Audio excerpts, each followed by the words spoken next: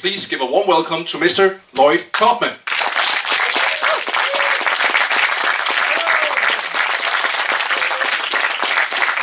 Thank you, Elias, and thank you to the amazing, wonderful festival called Bloody Weekend. You're very welcome. Fabulous. ISIS is doing their own Bloody Weekend. And we just had one in Oklahoma recently. Yesterday, a nice American citizen cut off a woman's head right in Oklahoma. Land of Rodgers and Hammerstein's beautiful musical. Just wait to see what we've planned later today. That's gonna overdo that. I don't cut off heads, but I do. I have given head, of course. Now, anyway, you're about to see Romeo and Juliet. Tromeo and Juliet. It is not a remake of Fata Fear. It is not the remake of Fata Fear. Oh, it isn't? No, it is not. It is a remake of Schindler's List. So, and it's other than Poultrygeist, Night of the Chicken Dead. Poultrygeist, Night of the Chicken Dead. Tromeo and Juliet is our only chick flick. It's very romantic. It is. Very, very romantic, ladies and gentlemen. It is. So what is it with Shakespeare's work that inspires you as a director and as a human being? Well, there was a big retrospective in Wales, in the United Kingdom. Wales is not a giant mammal. It's actually a very kind of province of Great Britain and of the United Kingdom. And they did the Troma retrospective, and they took me nearby to see Stratford-on-Avon, to see Shakespeare's birthplace. And whilst I was there, Shakespeare's spirit entered my body. I can't tell you which orifice it entered, but it was kind of, I couldn't sit down for a long time. At any rate, that is kind of how I was so inspired when I was at Shakespeare's home that Tromeo and Juliet was kind of, that's where it was born. And then we spent 5 years trying to write a script that would be up to Shakespeare's standards. And finally, James Gunn came along. In the 5th year, James Gunn came along, and he basically wrote pretty much, well, he wrote a lot of what you're seeing. The best parts of what you're seeing is James Gunn's work, for sure. And for those of you who don't know James Gunn, he's also the director and writer behind a small movie in the cinema right now called Guardians of the Galaxy. Have you seen it? Have you seen it? Yeah? Did you recognize that guy? Yes. Yeah. Did you really? You saw me for the 1 second? Yeah. Oh, that's great. Anyway, James Gunn is very talented. He also wrote the first book that I wrote was written by James Gunn. And at least I'm honest. And he's a good guy. He's great. And many famous people have come out of Troma too. If you have seen the Toxic Avenger, he was nothing until I discovered him, right? That's true, that's true. He was out with a mop cleaning up the environment. Yeah, in New Jersey. Yeah, New Jersey too. Yeah. I brought him to the big time. Yeah. And Samuel Jackson's first movie is Death by Temptation. Oliver Stone, if you want to see, we have 250 free movies on YouTube to celebrate 40 years of Troma. To thank our fans, we put up 250 free movies. And you can see Oliver Stone in Battle of Love's Return. You can see Kevin Costner, his first movie was Sizzle Beach, USA. I didn't direct it, and many people say it's Kevin Costner's best movie, Sizzle Beach, USA. Oh, really? Yeah. Even better than Waterworld? Well, he loved Sizzle Beach so much, he went back to the water and made the better film Waterworld. I thought I could see the resemblance there. Yep, he just loves water. He's spending $250 million. At any rate, we have time for a couple of questions. We sure do. We sure do. Any questions for the good Mr. Lloyd? Yes. What did inspire you to create the funny little guy, the hairy balls penis monster? What inspired you to create the hairy little penis monster in Tromeo and Juliet? For those who haven't seen it, that's a spoiler, but hey, that's Well, Harry, you know, Troma's, I was very much influenced by Marvel Comics when I was at Yale University, and they have a universe, obviously, and Troma's history for 40 years, we have kind of a a universe with Tromaville and Toxie lives there, Sergeant Kabuki Man NYPD, Tromeo the nuclear rodent, and Hairy Balls the penis monster came out of just dreams that I've had, and I was psychoanalyzed as a child, and what can I tell you? I also did a lot of work with Ron Jeremy, so I have to give him a little credit. Was he involved in Shakespeare's spirit entering you in Stratford? Harry Balls? No. But Shakespeare was a shit disturber, and love in Shakespeare's play was the subversive element. And in the same way, Tromeo and Juliet is kind of my view of the younger generation. Again, it was 1995, so it's already 20 years old? 19 years old. almost 20 years old. Yeah. But I saw my generation as smothering the next generation, the younger generation, in the same way as Tromeo and Juliet's parents smothered them and made them obey rules that made no sense. I think the post-war baby boomer generation has screwed up the concept of love. In my country, half of them are divorced, and you have this coolness. Everybody has to be so cool, and Bill Clinton playing the saxophone on MTV to be cool, which he is anything but. He is not cool. But that's the idea of the post-war baby boomers smothering the next generation and kind of destroying the concept of love. So the next generation, at least in my country, turns inward and tattoos themselves and indulges in autoerotic asphyxiation. It's all turning inward as a reaction to the next generation. And actually true love is the subversive element. And Shakespeare, I think, was pretty much on the same wavelength. That's kind of why I chose Romeo and Juliet to do as the first Troma Shakespeare project. Probably the last Troma. Good choice, though. But you did it in iambic pentameter. Yes, as the commissioner points out, we wrote it in iambic pentameter, which drove James Gunn insane. And that's one of the things he changed right away? No, we kept it. I made him keep it as iambic pentameter. No, the movie is in iambic pentameter, and I think that's probably in large part why it's more pleasant than, Shakespeare's meter. One of the reasons it's so popular is that it's a nice meter for people to listen to and to understand. And Tromeo and Juliet is in that meter, so which may account for its great popularity and modest success. By the way, we have the New York State Film Commissioner right here in the audience, Pat Lloyd Kaufman. She has just retired. 20 years from the New York State Film Commissioner and co-first lady of Troma. And 40 years with you. Yes, 40 years of bliss, marital bliss. From True. which I will never retire. She will, from which she will never retire. Thank you. We have time for a few more questions. Yes. Yeah, do you still stay in touch with Matt Stone and Trey Parker? And have you made a cameo in South Park yet?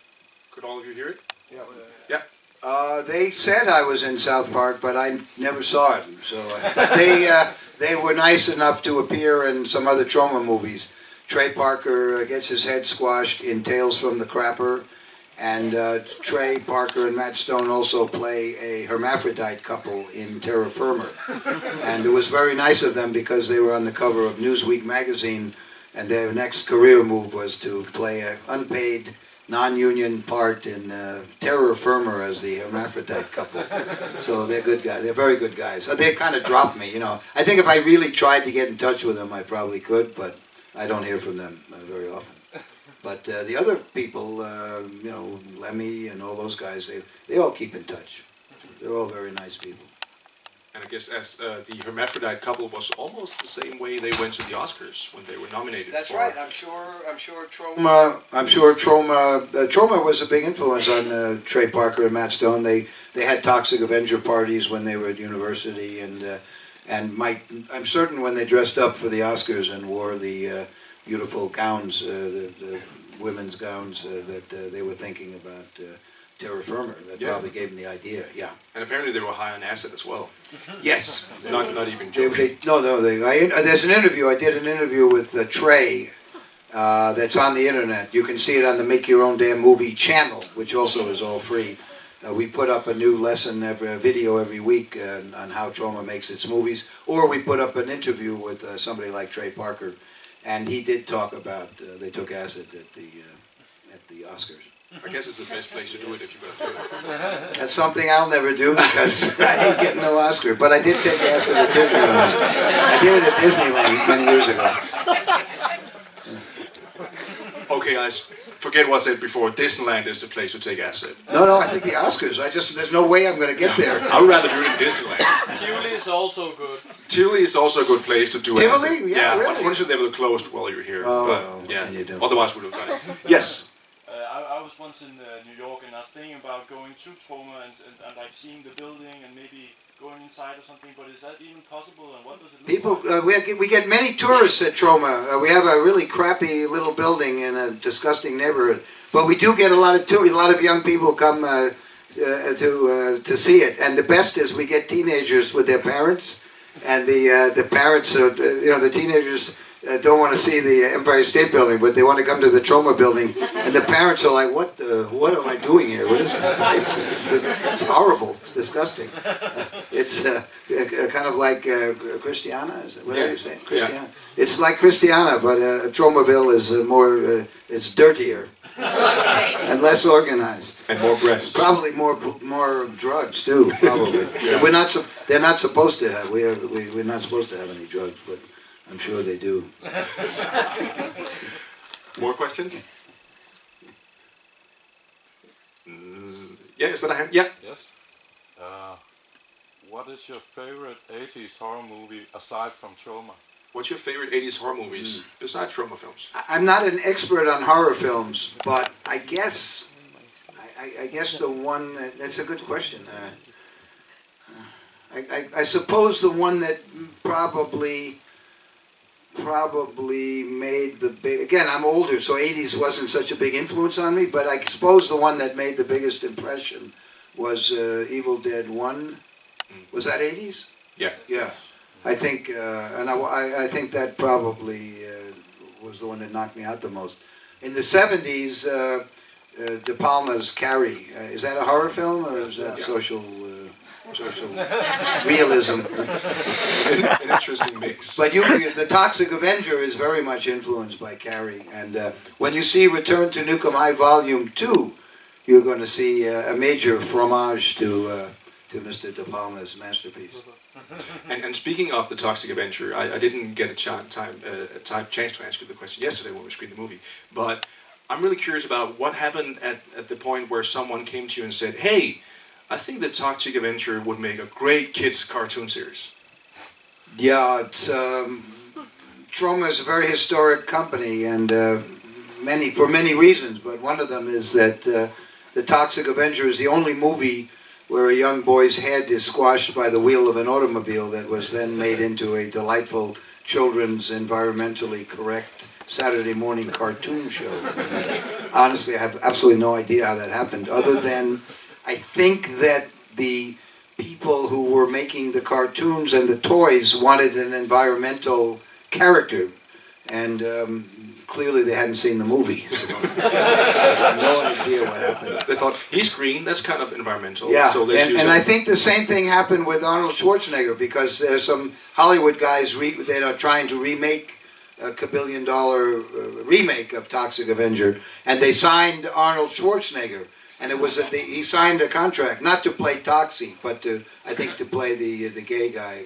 And they announced it at Cannes. There was a big headline in Variety. It was front page news. And then right after the Cannes Film Festival, Arnold Schwarzenegger unsigned. So I can only assume that he must have gone to see the director's cut of Toxic Avenger. And realize, holy Christ, this is not that nice little cartoon. What is this? I guess. I don't know why. But that's the other thing. In the mainstream, the contract means nothing. You sign it, no problem. You unsign it, no problem. It's bullshit. I think Why do we stay in the underground with Bloody Weekend, where contracts mean something. That's true. Actually, we don't have contracts. We No. have handshakes, much more important. That's not, and a bit more, but we will keep that trust. That's true, and we worship Satan, yes. I think Arnold signed off because he saw the original and he thought, I can't top that. I can't do better. Yes, he was in awe of that. Or he said, I can't do better than that. Good imitation. Very good. Thank you. Do we have time for one more question? Yeah. I'm thinking about, because you're talking about the toy line and the show, do you know for certain if the Teenage Mutant Ninja Turtles were influenced by the mutation of Toxic? Have you ever talked with the creators of Turtles? We're good buddies. Kevin Eastman and I are very good friends. They were fans of the Troma movies when they grew up, yeah. But their comic books and their cartoons came out before Toxic Crusaders, right? In fact, the same company that was making the toys for Teenage Mutant Ninja Turtles made them of the Toxic Crusaders.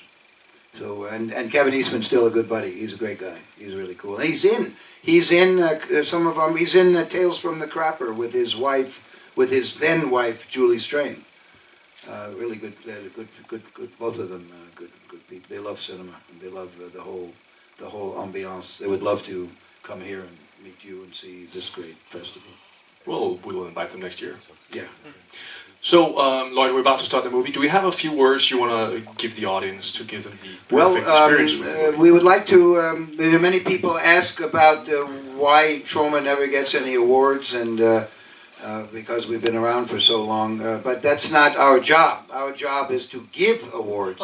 And today we have the New York State Film Commissioner, if I'm not mistaken, who is coming here to dropping things behind you. And he is retired, so that's, you can be a little senile when you retire. So she is here to make a very important presentation, to make it all official. I'm going to hand you the microphone. The New York State Film Commissioner, ladies and gentlemen. It is,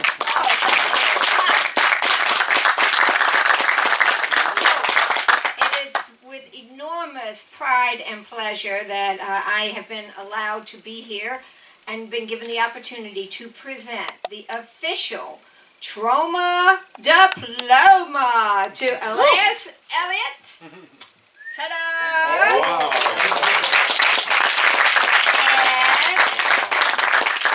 And equally and additionally to Bloody Weekend Festival. Wow, that is amazing. Suitable for women. This was not planned. The excitement of the moment, we are also presenting you with one of the last of the original cells from the cartoon series. And this is an original cell, animated cell from the cartoon series. Signed by Lloyd. Yeah! Holy shit.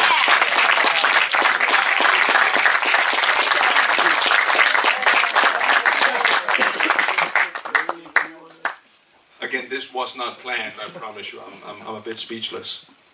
No, she said, if you come, you have to give me a cell. No, I'm kidding. I want something. This is not true. I make that up. This is why I'm retired. Okay. This is history, ladies and gentlemen.